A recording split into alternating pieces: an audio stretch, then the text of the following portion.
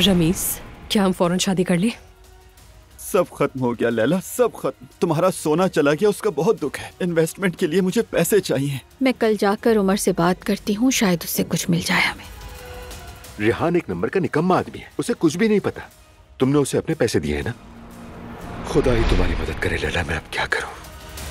हमारे कर्जे बहुत ज्यादा बढ़ गए हैं, मैं बिल नहीं अदा कर पा रहा। तलफ साहिबा को ढूंढ रहे हो तुम? बाबा, आप ऐसा कैसे कर सकते हैं? मुझे समझ नहीं आ रहा। इसका बंदोबस्त करता हूँ। ये सब तुम्हारी बीवी के शैतानी दिमाग का किया था। आप दोनों के दरमियान क्या चल रहा है?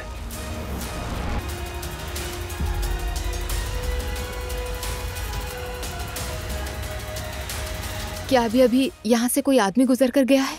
सबसे आखिर में दाएं वाले रूम में गया है। ठीक है, बहुत शुक्रिया आपका। दुआ?